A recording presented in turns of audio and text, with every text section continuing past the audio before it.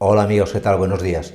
Una pregunta que se plantea toda persona antes de adoptar a un gato callejero me refiero, es, oye, ¿qué es mejor adoptar? ¿Un gato macho o un gato hembra? Porque claro, sabéis que, o habéis oído hablar de que tienen caracteres bastante diferenciados. Pues es de esto de lo que vamos a hablar.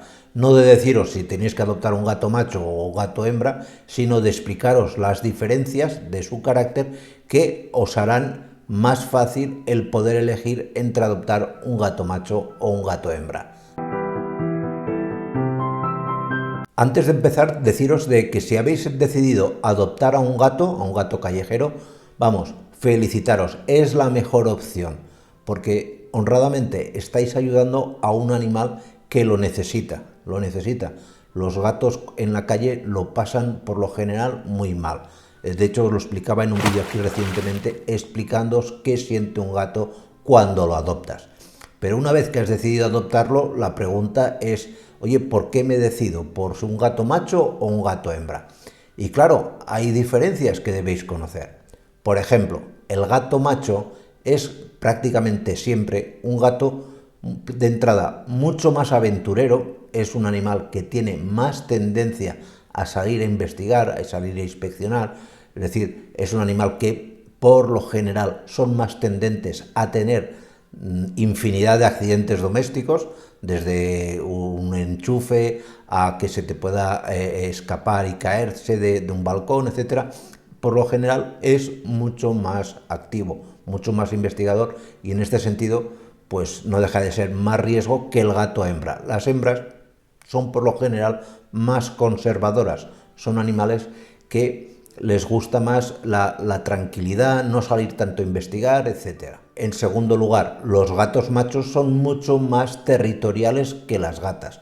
Y esto tiene muchas manifestaciones que a veces no son agradables, y esto hay que reconocerlo. Sobre todo me refiero al marcado, al clásico gato que veis que levanta la colita y te echa ahí el chorritín de ese pipí tan maloliente, echa muy pequeña cantidad. Esto es algo que hacen también los felinos salvajes para demostrar al resto de gatos que puedan acercarse en un momento dado a la casa de que ese es su territorio. La gata no tiene tanta tendencia. Hay gatas que también marcan, pero no lo hacen con tanta asiduidad, no tienen este carácter tan territorial. Vamos ahora también a decir algo negativo de las gatas. Por lo general, las gatas no son tan cariñosas con el humano.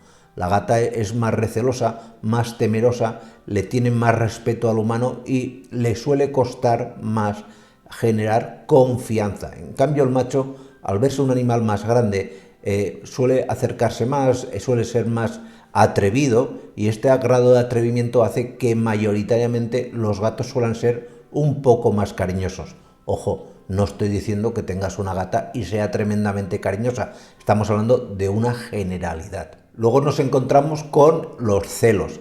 Si tienes una gata, ya sabrás, o si la has tenido, que son animales que tienen un celo, pues que cuando están en celo, y además se da con mucha frecuencia, se da cada 29 días que salen en celo, pues es un jaleo, hay que reconocerlo. La gata no para de maullar, intenta atraer la atención de gatos de la contornada, que se le acerquen, es decir, indirectamente les está proponiendo el cortejo, y en esa época pues se muestra muy apegajosa contigo, que requiere mucha atención y sobre todo los maullidos y el tal son constantes.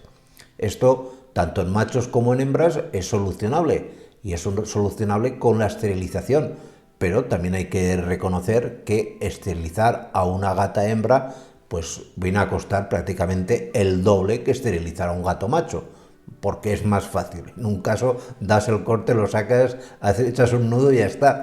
Aquí no, en el caso de la hembra tienes que anestesiar, tienes que abrir, aunque sea por la paroscopia, y a practicar pues la esterilización de la gata. No vamos a entrar en más detalles. Pues nada más, muchísimas gracias y nos vemos en siguientes vídeos. Cuidaros mucho. Chao.